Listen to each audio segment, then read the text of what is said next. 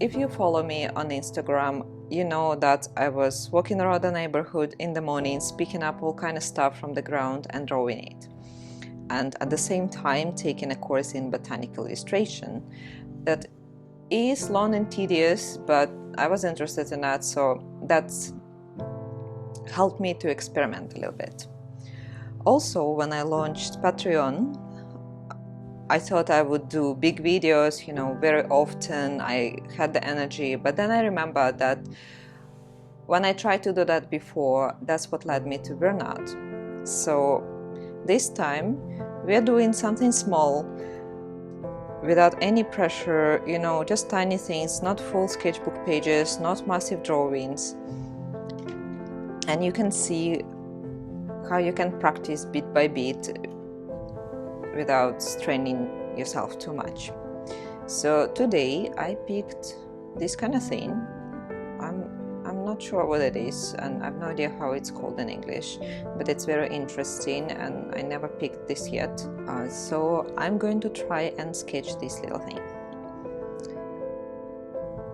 I want to find a position for it so it's convenient to draw and it looks nice, I think. I'm just gonna put it like that.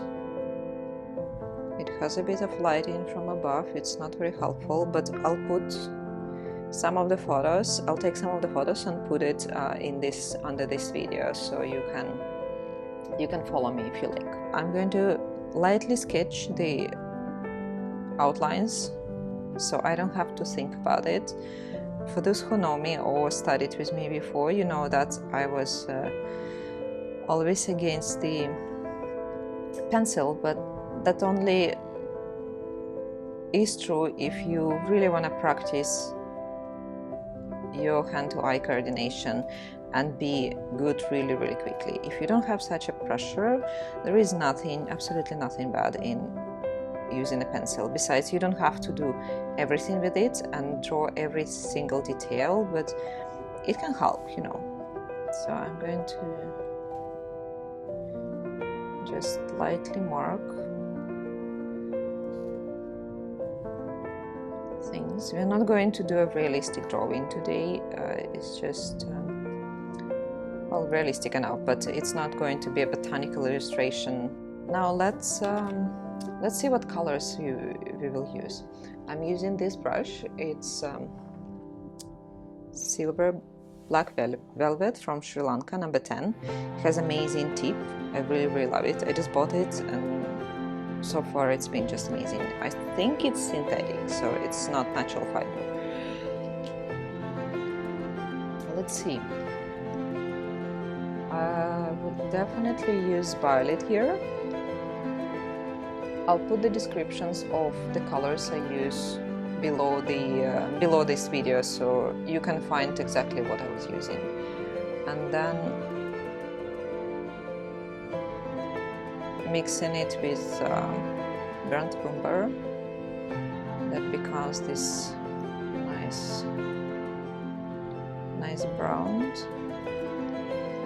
And then I could add some ultramarine into that mix, and that would be now our shadows.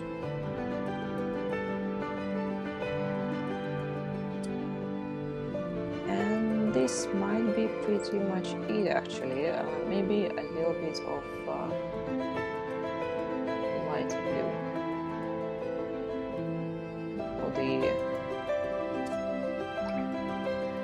for this, the reflections.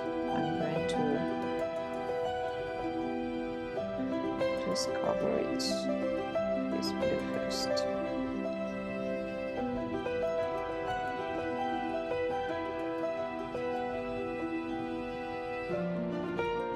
And so that will become a shadow. I'm not going to draw the same shadow as here. I'm going to just put it a little bit behind and then a little bit on the front, because this thing bends, and you can imagine that the shadow will be also bending a bit more. So here you go. I will let it dry We'll let it dry completely. Okay, it's dry now, so I'm going to find the color for the bean. Burnt umber. You see, it's very dark, so we'll try not to do too many layers. You go, beautiful. Ultramarine and burnt umber. It's perfect. So what I'm going to do, I'm going to just mix it on my palette. So I have a little bit more of this.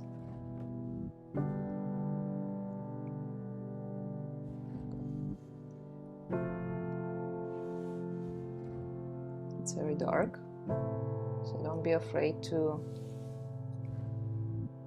get some more pigment in there. And also, if you're not using the fresh watercolors from the tube, you can spray your pans with the water spray like that.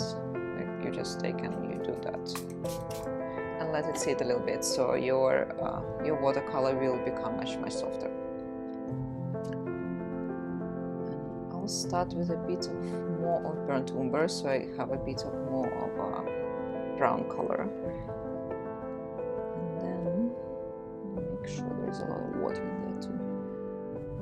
And then I'm just going to cover this quickly.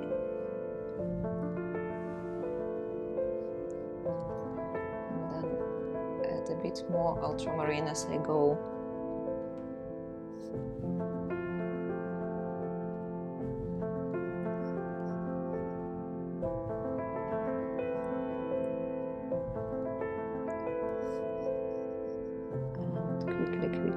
Quickly finish that. Cool.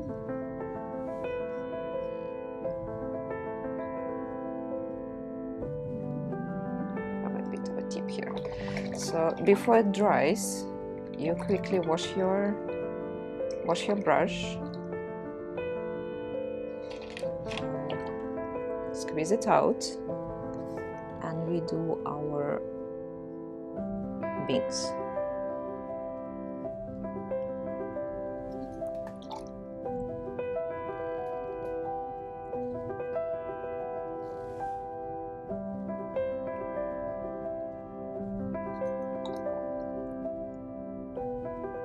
Actually, now that I think of it, a square brush could be more handy.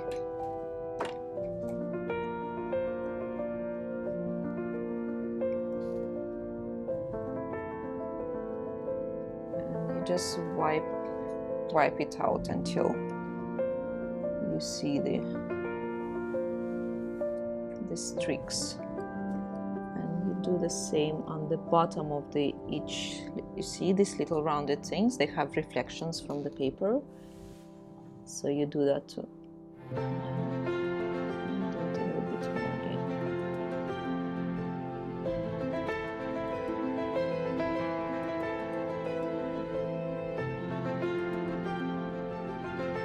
And then I do it again before the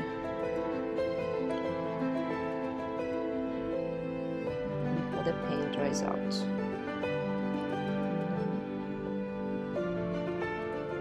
Little white line alongside the edge.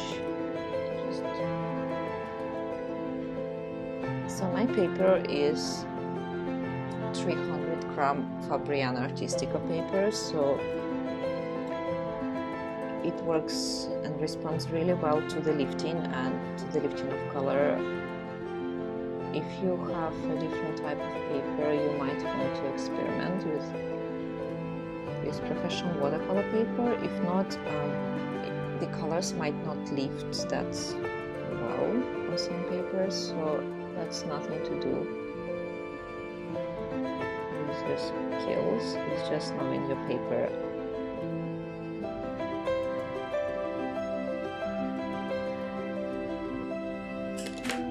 So remember, as we put the blue layer before we covered with the thicker ones. So now, as we wiped out the layer of the darker paint, your blue color will be shining a little bit through. Some of it will rub off, of course, but some of it will shine.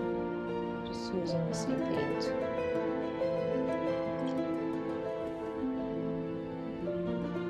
And then I can take a bit of pearl orange.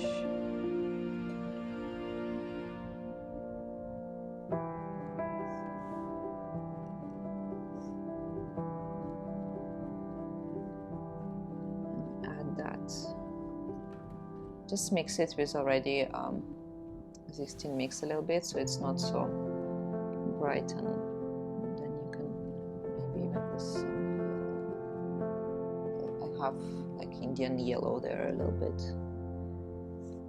Let's have it bright. Why not? Okay, now it's almost dry. You can dry it completely if you're not sure. I'm impatient, so I'm just gonna go ahead and I'm going to do that line that's on the bottom that kind of highlights the beans.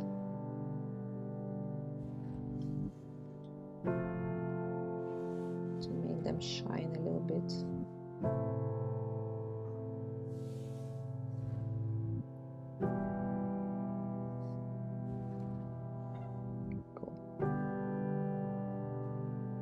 Just going to highlight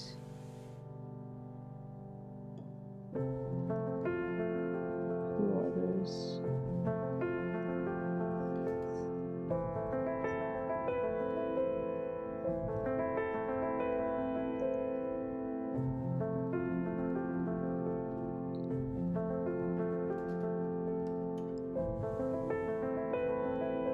And then I'm taking my pen and just digging into just a few corners. You know, you don't need to do all of it, but we need to highlight if there is a shadow here right before the light streak is visible, creating contrast between the light and the dark and giving it a little bit of shape. It can be done for indefinite amount of time. We can add all these variations in here and the texture, but I think for a sketch it's more than enough. But creating a little bit of a shadow.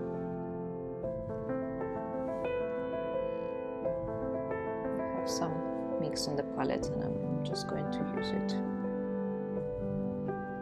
There's a bit of a wavy shadow here that I quite like.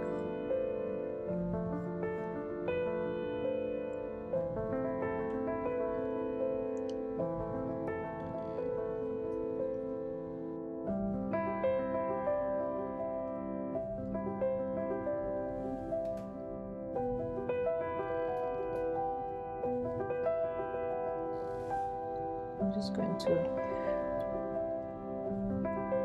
wash my brush, flatten it like that a little bit, and that's how you collect the water without leaving any imprints in here.